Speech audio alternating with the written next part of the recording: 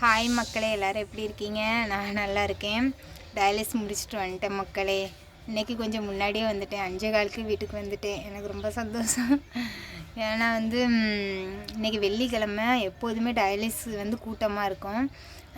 நான் எப்போதுமே ரெகுலராகவே 10:15க்கு போயிடுவேன். அப்போ 10:15க்கு போனேன்னா நான் என்னைய டயாலிஸ் போடுறதுக்கே 12 மணி, சம்டைம்ஸ் 11:45, சம்டைம் 1 மணி கூட ஆயிரும். ஆனால் இன்றைக்கி நான் போன உடனே 10:15க்கு போனேன், 10:45க்கு போட்டாங்க எனக்கு. அதனால் இன்றைக்கி பெல்ட்டு கொண்டு போகலையா, அதுக்கும் திட்டு வாங்கினேன். பெல்ட்டு கொண்டு வரணும், இப்படிலாம் மைக்ரோ போர்லாம் ஒட்ட முடியாது அப்படின்ட்டு.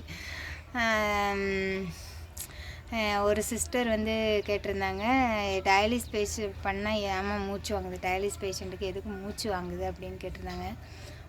ரீசன் தண்ணி அதிகமாக குடிக்கிறது. ஏன்னா டயாலிஸ் பேஷண்ட் மோஸ்ட்லி உள்ளவங்களுக்கெல்லாம் யூரின் ஸ்டாப் ஆயிரும்.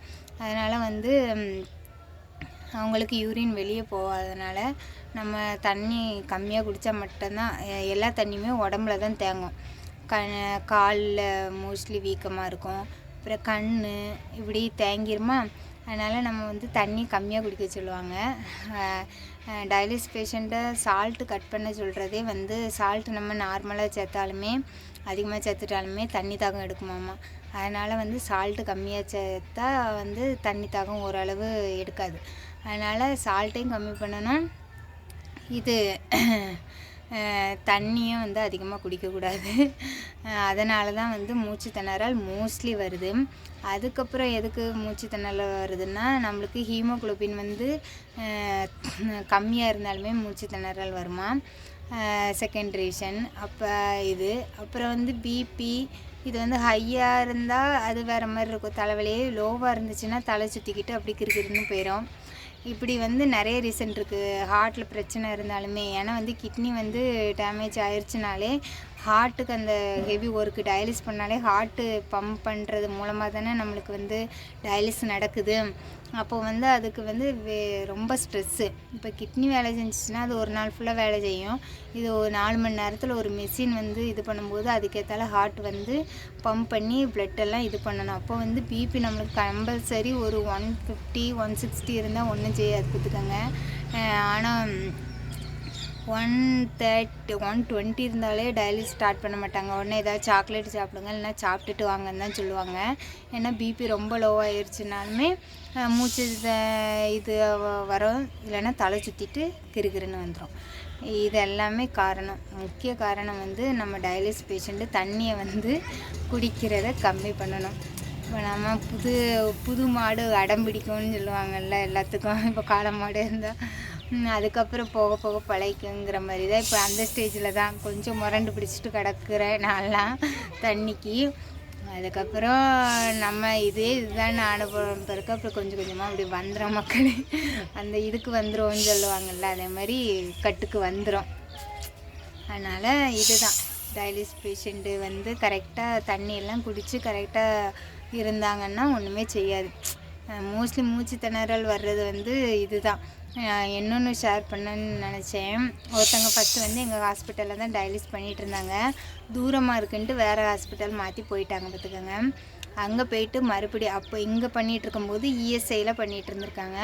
மறுபடியும் அங்கேருந்து வர முடியல. அவங்க ஏதோ தெரியல மக்களே, எந்த ஊரோ தெரியல. நாங்கள் அங்கே எங்கள் வீட்டு பக்கத்துலேயே பண்ணிக்கிறோன்னு சொல்லிட்டு எழுதி வாங்கிட்டு போயிட்டாங்க. அங்கே ஒரு 2 டயாலிஸ் தான் பண்ணியிருக்காங்க. மிஷின் செட் ஆகலையா என்னன்னு தெரில. மூச்சு வாங்குறது வந்துருச்சு. மூச்சு வாங்கி ரொம்ப முடியாமல் கை காலெலாம் வீக்கம் போட்ட உடனே மறுபடியும் இந்த ஹாஸ்பிட்டல் வந்தாங்களா.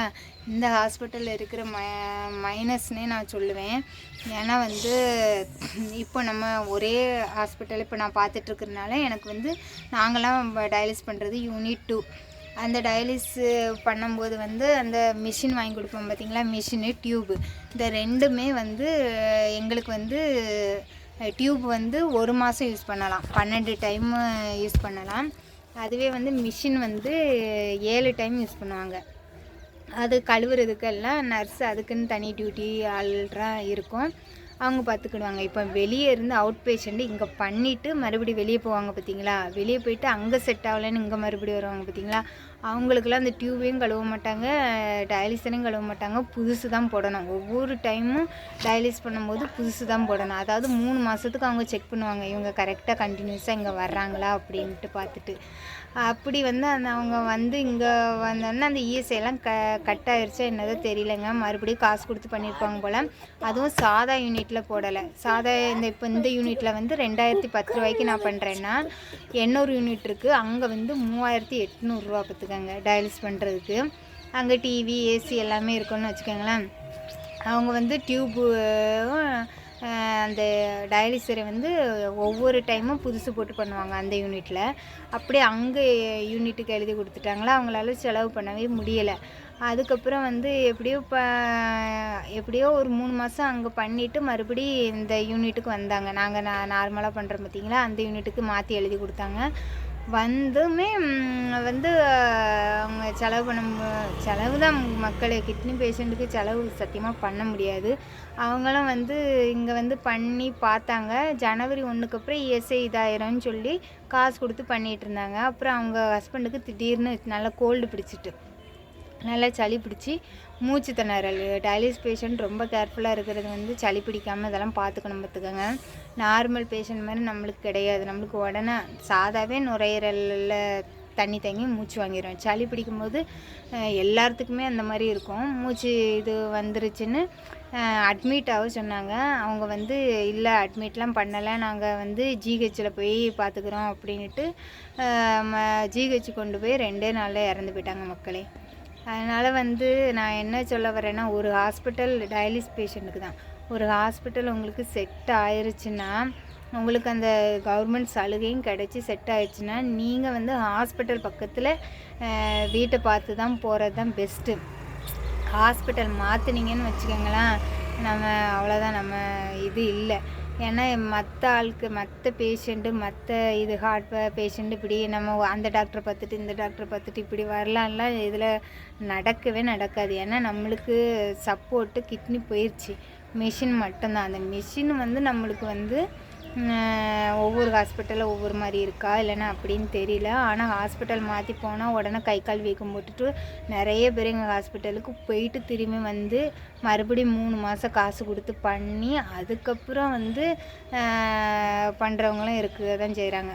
அதனால தான் வந்து ஹாஸ்பிட்டல் மட்டும் அடிக்கடி சும்மா மாறிட்டு இருக்கக்கூடாது. ஒரு ஹாஸ்பிட்டலில் செட் ஆகி நம்மளுக்கு அது ஏதோ போய்கிட்டு இருக்குதுன்னா சரி அப்படியே போகட்டும். சைடு பை சைடு நீங்கள் வந்து ஆயுர்வேதிக் பண்ணுறீங்களா அது தனி. ஆனால் வந்து மிஷின் சப்போர்ட்டுன்னு நம்மளுக்கு ஆனதுக்கப்புறம் ஹாஸ்பிட்டல் மாதிரிலாம் போகக்கூடாது மக்களே. வேறு வழியே இல்லை, நம்ம தான் ஷிஃப்ட் ஆகி ஆஸ்பத்திரி பக்கத்துலேயே அந்த ஊர் பக்கத்துலேயே போகிற மாதிரி இருக்குது. ஆனால் அந்த ஹாஸ்பிட்டலை விட்டு நம்ம வேறு ஆஸ்பத்திரியில் பார்க்க முடியாது. அந்த மாதிரி எனக்கு வந்து ஏன்னா வந்து முந்தானத்து புதன்கிழமை நான் போயிட்டு வரும்போது அந்த அண்ணன் வந்து மூச்சு திணறெல்லாம் அவங்கள அட்மிட் பண்ண சொன்னாங்க. டயாலிஸ் பண்ணிக்கிட்டே அந்த அண்ணன் இப்படி குனிஞ்சே இருந்தாங்க. அவங்க ஒய்ஃபு கூட பார்த்துட்டே இருந்தாங்களா. நான் டயாலிஸ் முடிச்சுட்டு அந்த அண்ணனை பார்த்துட்டே தான் வந்தேன். ஆனால் இப்போ பாருங்கள் இல்லைங்கிறாங்க. அவங்க அதுக்கு பிஹெச்சில் அதுக்கு முன்னாடி 1 வருஷத்துக்கு மேலேயே பண்ணியிருப்பாங்க போல். அப்போல்லாம் நல்லா தான் இருந்தாங்களாம். எப்போ ஹாஸ்பிட்டல் மாற்றி போயிட்டு அதில் ஒரு 2 டைம் பண்ணுறதுக்குள்ளேயே கை கால் வீக்கம் போட்டுட்டுன்னு சொல்லி இது பண்ணாங்க. அதனால் என்னை மாதிரி யாராவது டயாலிஸ் பேஷண்ட் பார்த்துக்கிட்டு இருந்தீங்கன்னா கண்டிப்பாக ஒரு ஹாஸ்பிட்டல் உங்களுக்கு செட் ஆயிடுச்சுன்னா அதையே வந்து ஃபாலோ பண்ணுங்கன்னு தான் நான் சொல்லுவேன். சைடில் நீங்கள் வந்து ஆயுர்வேதிக் பண்ணுறீங்களா அது உங்கள் விருப்பம். ஆனால் வந்து மிஷின் சம்மந்தமாக இருக்கிறனால மாற்றிக்கிட்டு வாங்கிட்டு இருக்காதீங்க. ஒரு ஹாஸ்பிட்டலில் யோசித்து முதல்ல ஒரு ஹாஸ்பிட்டல் போடுறோன்னா அந்த ஹாஸ்பிட்டலையே லாஸ்ட்டு வர பாருங்கள். அப்படி லாஸ்ட்டு வர 10 வருஷம் 12 வருஷம் டயாலிஸ் பண்ணுறவங்களே நான் இப்போல்லாம் பார்த்துருக்கேன். நிறைய பேர் ஃப்ரெண்டு தான். அதனால் வந்து ஹாஸ்பிட்டல் மட்டும் இடையில மாற்றிடக்கூடாது. அப்படியே வந்து கண்டினியூ பண்ணுறது ரொம்ப நல்லது. அதுக்கப்புறம் டயாலிஸ் நோட் எங்களுக்கு உண்டா, அது வந்து கிழிஞ்சு போச்சுன்னு ஒரு டைரி வாங்கி கேட்டேன். டைரின்னா நல்லா கிழியாமல் அப்படியே இருக்கும் பார்த்தீங்களா. ஹஸ்பண்டு வாங்கி தர மாட்டேங்காவ. இனி அதே மாதிரி சின்ன நோட்டு தான் வாங்கணும். அதான் வாங்குறதுக்கு இன்றைக்கி கடைக்கு போனோம். கடையில் நான் எதிர்பார்த்த நோட்டு இல்லை. என்னது சின்னதாக ஒரு கோடு போட்ட நோட்டை தான் இவ்வளோ நாள் வச்சுருந்தேன், கிழிஞ்சு போகுது. நான் வந்து டைரி கேட்டேன். எல்லாம் ஒவ்வொரு புக்கு கடையில் அவ்வளோ டைரி இருக்குது மக்களே. 2026ன்னு போட்டு அவ்வளோ இறக்கி வச்சுருக்காங்க. டைரியில் என்ன தான் பண்ணுவாங்க எழுதுவாங்கன்னு என்னதான் தெரியல. ஃபுல்லாக நிறைய பேர் அவ்வளோ நோட்டு வாங்கிட்டு போகிறாங்க. எனக்கு டைரியை பார்த்தோன்னு ஆசையாக இருந்துச்சு, நானும் ஒன்று வாங்கட்டான்ட்டு. வாங்கினா எழுதுறதுக்கு கிடையாது, எனக்கு டயாலிஸுக்கு. அதுக்கப்புறம் நான் வந்துட்டேன் மக்களே. அதனால் சிஸ்டர், டயாலிஸ் பேஷண்ட்டுக்கு எதுக்கு மூச்சு திணறல் வருதுன்னா, ஒன்று பிளட்டு கம்மியாகிறனால, இன்னொன்று நுரையீரலில் தண்ணி தங்குறனால, இன்னொன்று ஹார்ட் பிரச்சனை, ஹார்ட்டில் பம்பிங்கு இது இதனாலும் மூச்சு பிரச்சனை வரும். அதனால் தண்ணியை கண்ட்ரோல் பண்ணுங்கன்னு சொல்கிற அளவுக்கு நான் ஒரு நியாயஸ்தி கிடையாது, நானே ஒரு டுபாக்கூரு. அதனால் நீங்கள் எல்லாம் கண்ட்ரோலாக இருந்துக்கங்கன்னு தான் நான் சொல்லுவேன். நான் அப்படி இப்படி போனாலும் லாஸ்ட்டில் ஒரு கட்டத்தில் நம்மளாம் கண்ட்ரோல் ஆயிடுவோம்ல, அப்படியே வெயிட் பண்ணிக்கிட்டு இருக்கேன் கண்ட்ரோல் ஆகிறதுக்கு. தண்ணியில் மட்டும் எனக்கு அந்த தாட் வந்துடும் மக்களே. ஒரு பக்கம் அது ஒரு தாட். டயாலிஸ் பண்ணிவிட்டு வெளியே வரும்போது இந்த வாட்டி நம்ம தண்ணியை கம்மியாக குடிக்கணும் கடவுளே, வெயிட் கம்மியில் தான் வரணும்னு அப்படின்னு நினைப்பேன். அடுத்தது வீட்டிலலாம் பார்த்தா அந்த சும்மா இருக்கிறதுக்கு ஒரே திங்கணும்னு எதையாவது தோணிக்கிட்டு இருக்கும் பார்த்துக்கோங்க. அதனால் இந்த பிஸ்கெட்டு சாப்பிடுவேன். அதனால் தண்ணி அதிகமாக போயிடுன்னு வச்சுக்கோங்களேன். அது எப்போ லாஸ்ட்டில் குறைக்கிறேன்னா, இப்போ திங்கக்கிழமை டயாலிஸ்னால் ஞாயிற்றுக்கிழமை ஐயோ தண்ணி அதிகமாக குடிச்சிட்டோன்னு நினைக்கேன், இப்போத்துலேருந்தே நம்ம இதாக இருப்போம் அப்படின்னுட்டு இது பண்ணுறது. அதை முதல்ல கண்ட்ரோலாக இருக்கணும்னு வரமாட்டேங்குது. அது இன்னொரு மைண்ட் அப்படி மாற்றி விட்டுருது மக்களே. எவ்வளோ நாள் இருக்க போகிறா, இருக்கிறவரை ஜாலியாக இருந்துட்டு போ அப்படின்ட்டு. அதனால் ஏதோ தண்ணி கண்ட்ரோலில் தான் போவேன். என்னை விட அதிகமாக வர்றவங்களாம் இருப்பாங்க.